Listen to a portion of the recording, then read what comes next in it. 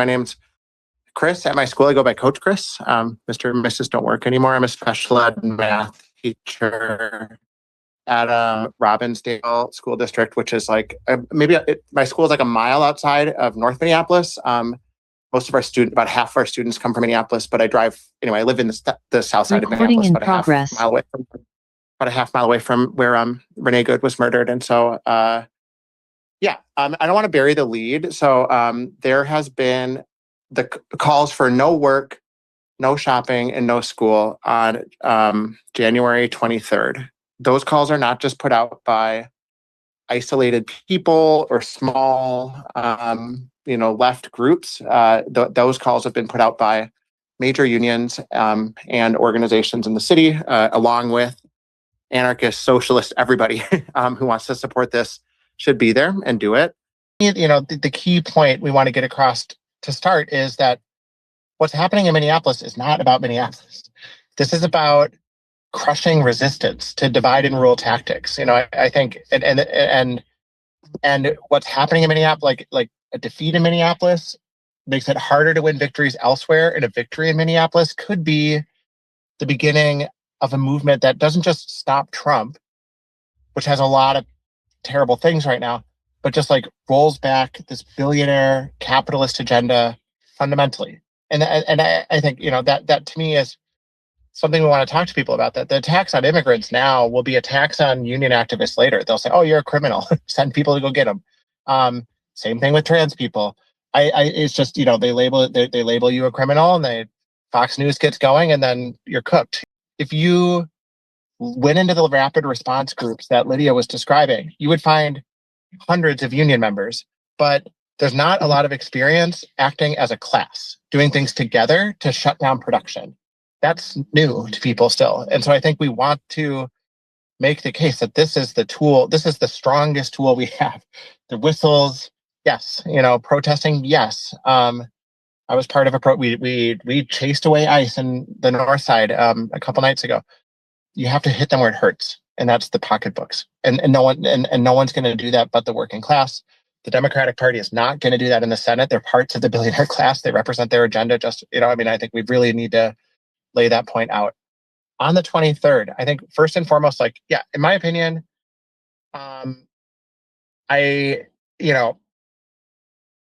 think being a socialist helps.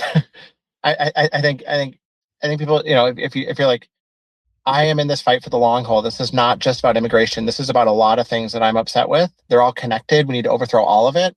You might be a socialist. You should think about joining. I think the union members against ICE, there's a lot of workers who should be signing that, and those that don't sign it, we should be having discussions with them about why this is a threat for a whole labor movement, just like we'd be having discussions with them about sexism, racism, and any other threat to the labor movement as a whole. The last thing I'll just say is on the 23rd, I think get linked up with some of the actions that are in the chat. If there's not one, organize one. Go to I'm blanking on the hotel right now, but there's a national hotel chains are housing people. Go picket the hotel chain. ICE has rented all of the cars from Enterprise in Minneapolis. Can't rent a car right now. The Hilton. Go to the Hilton. Everywhere there's a Hilton.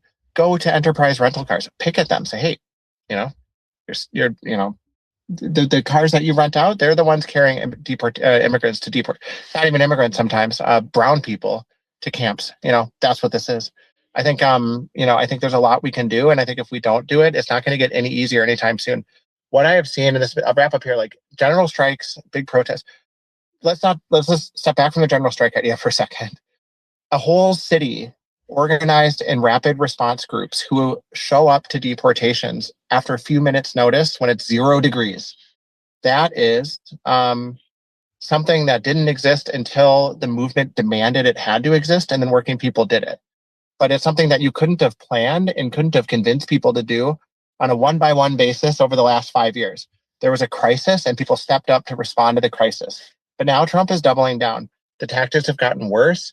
There's reports that there's like paratroopers coming in from Alaska, whatever that means.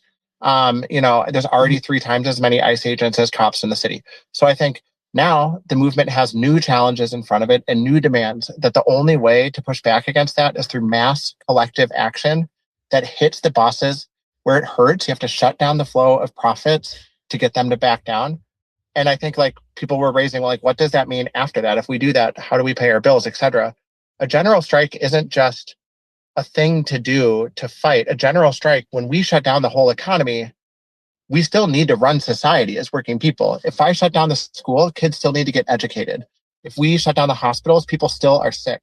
If we shut down construction, people still need to build stuff. And so a general strike is the beginning of building a fundamentally new society. When we take power away from the bosses through a mass strike action, that is the embryo of a socialist society, where then we start to decide, how do we run our society in our own interests? And that's not like a lofty socialist idea. That's practically speaking how revolutions have happened in the past. First, you fight, you shut down their method of production, the old oppressor's method of production, and then a new world is born. Thank you.